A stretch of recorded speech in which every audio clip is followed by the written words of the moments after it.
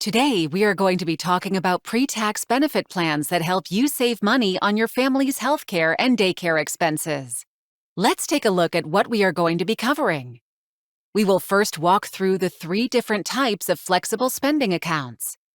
Then, we will move on to the health savings account, and finally, the health reimbursement account. We will talk through what each of these accounts are, how they work, and why you would want to have one. We will also talk about how easy it is to access your account and what to do if you find yourself needing some help and support. All of the information we are sharing with you today, including the most up-to-date IRS limits, can be found under Savings and Spending Accounts on the My Health tab on the My Benefits website, mybenefits.myflorida.com. This state always allows you to elect up to the IRS maximum for the plan year. Let's start with understanding the flexible spending account. The flexible spending account, or FSA, is a free and voluntary benefit that allows you to set aside tax-free money to spend on eligible medical or daycare expenses. There are 3 types of flexible spending accounts: the Healthcare FSA, the Limited Purpose FSA, and the Dependent Care FSA. Your contributions to these accounts are taken from your paycheck before taxes. This lowers your taxable income, saving you money. You can enroll in the FSA if you are a benefits-eligible employee and newly hired in your open enrollment period or experiencing a qualifying status change event. Now let's dive into the Healthcare FSA. As mentioned previously, this is a pre-tax benefit plan. Use this account to pay for out-of-pocket healthcare expenses that your insurance doesn't cover. For example, insurance copays, prescription expenses, most dental and vision expenses, over-the-counter medications, hand sanitizer and wipes, masks, and menstrual care products. The IRS also sets the rules on what is considered an ineligible expense. Examples of ineligible expenses would be things like cosmetic services, vitamins, and supplements. Now let's take a look at the Limited Purpose FSA and why it is different from the Healthcare FSA. The Limited Purpose FSA is compatible with the HSA, Health Savings Account. This is for enrollees who have a high-deductible health plan, HDHP. The Limited Purpose FSA can be used for eligible dental, vision, and preventive care services. The benefits card will not recognize preventive care expenses. You must file a claim. It can be used for eligible expenses including teeth cleanings, fluoride treatments, braces, glasses, contacts, blood pressure monitors, flu shots.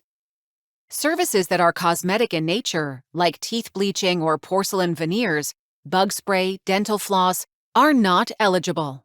Having a Limited Purpose FSA allows those who have an HSA to build up the savings in their HSA to cover their medical deductible and use the Limited Purpose FSA for those large expenses like orthodontia, contacts, and glasses. The Healthcare and Limited Purpose FSA carryover feature prevents you from losing funds at the end of the plan year. If you have money left over in your Healthcare or Limited Purpose FSA, you can carry over unused funds into the next plan year as determined by the IRS. And as a reminder, you have until April 30th to submit claims for expenses incurred in the previous plan year. Now let's move on to the Dependent Care account. You may elect up to the IRS maximum for child care for children 12 years or younger, as well as care for disabled or elderly relatives that are your tax dependents. You must be working or going to school to be eligible to use this type of account. Use these funds for eligible expenses like child in-home care or daycare, senior in-home care or daycare, after-school and latchkey programs, and summer activities provided while you work. It cannot be used for services provided by your spouse or your other dependents, overnight summer camps, or things like babysitting while you are not working.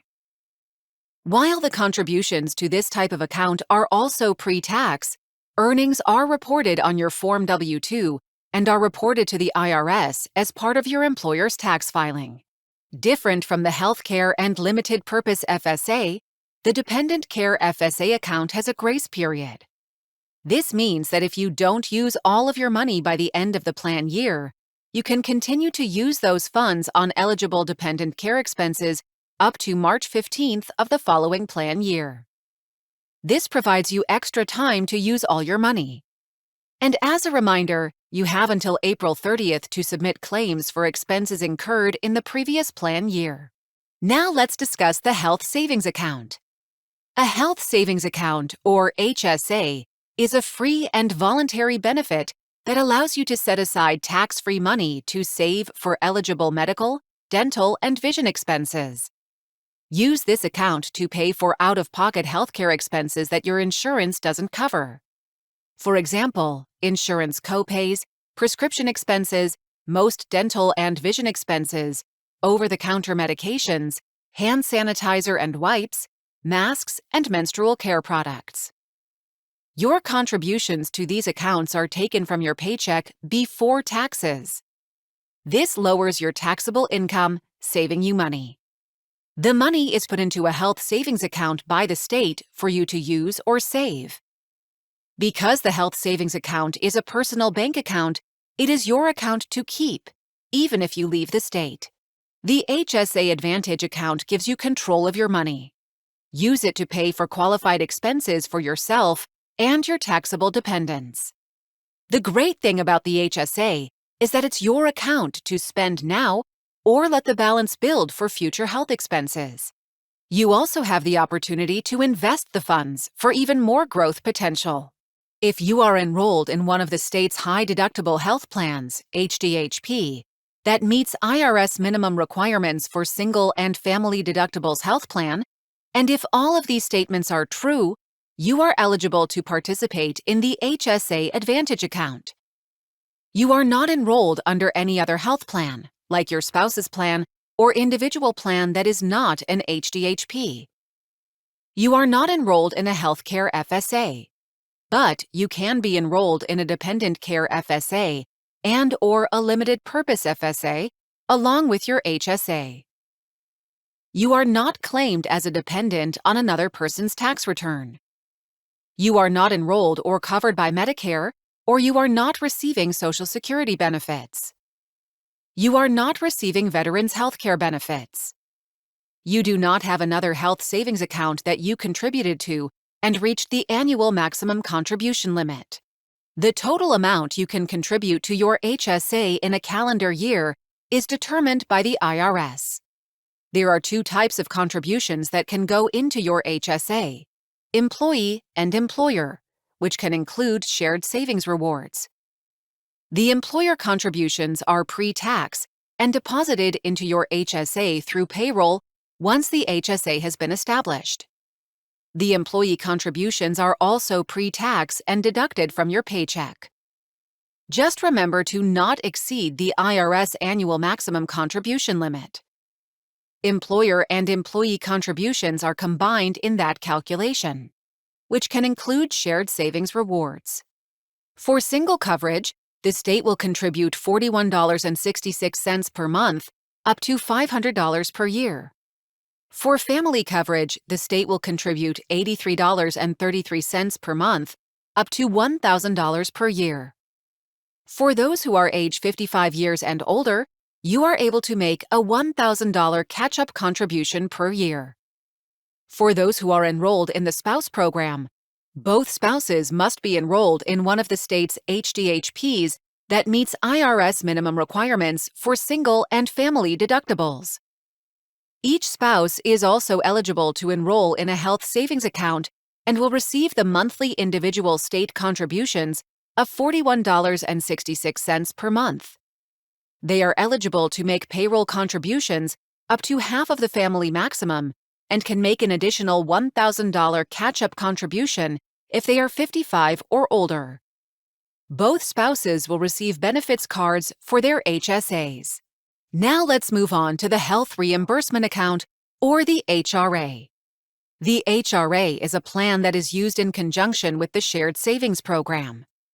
Once you have earned rewards by utilizing one of the vendors for healthcare transparency or bundled surgical services, you can choose to have those rewards go into an HRA. You will see your rewards in your HRA in about 2 to 4 months from the date of service. Use this account to pay for out-of-pocket healthcare expenses that your insurance doesn't cover. For example, insurance copays, prescription expenses, dental and vision expenses, over-the-counter medications, hand sanitizer, and wipes, masks, and menstrual care products. As long as you are actively enrolled in a state group health plan, you are eligible to have an HRA. This includes active employees and any of their dependents also covered under the medical plan, retirees who are active in the state group health plan, and anyone who continues their state of Florida medical coverage. It's important to note, though, that individuals enrolled in a state of Florida Medicare Advantage prescription drug (MAPD) plan are not eligible to take part in the Shared Savings Program. Here are a few guidelines for the HRA. Just like the Healthcare and Limited Purpose FSA, expenses must be eligible according to the IRS guidelines. Expenses must be incurred by December 31st, and claims must be submitted by April 30th. You cannot claim reimbursed expenses on your taxes. The HRA is a plan only the state can fund. Any unused funds will roll over into the next year, as long as you remain in a state group health plan. Once you earn your first reward, you will receive a ChardSnyder benefits card. Unless you have another account with ChardSnyder, then funds will be loaded onto your existing benefits card. Whether it is your first reward or an additional one, you will be notified via email, if you have a notification email on file, each month that you receive a reward. We just completed walking through all of the various types of accounts that can help you save money. As we are wrapping up, there are just a few reminders to help you manage your accounts. No matter if you are in the FSA, HSA, or HRA, there are several ways to manage your accounts. So how do you access your money in your accounts? The most convenient way is to use your ChardSnyder benefits card, which you will receive in the mail after you enroll. You can swipe it at a pharmacy or medical facility when checking out. The card is smart and will automatically recognize most eligible expenses, although there may be times we need to ask you for a receipt. If you are asked for a receipt, don't panic. It doesn't mean you have done something wrong. It just means that more information is needed to make sure the transaction is eligible according to the IRS rules. If you are asked, you can submit your saved receipt or explanation of benefits by using our mobile app or your online account. Make sure your receipt includes the following information: the date of service or date product purchased, patient or recipient's name, provider or merchant's name, type of service or product purchased, and amount patient is responsible for after insurance, if applicable. Estimates, previous balance, and credit card receipts are not allowed. You can always access your account. It is super convenient. Use our mobile app or online account. The mobile app is free. Be sure to download from the App Store or Google Play. By using the mobile app, you can conveniently manage your account by checking your balance and viewing your activity. You can even file a claim by using your phone's camera. Just snap a picture of the receipt and submit. It is that easy. The eligibility scanner will help you if you are not sure if an item is eligible. You can access your accounts with ChardSnyder online via People First by clicking the ChardSnyder quick link. Here you can manage your online accounts, file claims, view your balance and account activity, manage your investments, and find additional resources such as eligible expense table. If you forgot to use your card, no problem. You can always file a claim. It is super convenient. You can use our mobile app, online account, or fill out a paper claim and send it to us. Just remember to include your itemized receipt or receipts or EOB. Make sure your receipt includes the following information: the date of service or date product purchased, patient or recipient's name, provider or merchant's name, type of service or product purchased, amount patient is responsible for after insurance, if applicable. When you are logged into your accounts, you can add your checking or savings account information to allow us to quickly deposit your reimbursement. It is quite easy. ChardSnyder wants to help you use your funds and not lose them by providing the tools to help you manage your accounts. You have a lot of tools available, including the ChardSnyder Benefits Card, mobile app, and your online account. Our knowledgeable and friendly team is here to help. Reach out to ChardSnyder by phone, email, or live chat if you need assistance or just have a quick question. To learn more about savings and spending accounts and eligibility, go to your State of Florida Benefits website, www.mybenefits.myflorida.com. All of the information we are sharing with you today, including the most up-to-date IRS limits, can be found under Savings and Spending Accounts on the My Health tab on the My Benefits website, mybenefits.myflorida.com. We hope that you have learned something that will help you and your family in the future. Thanks for being here today, and happy savings!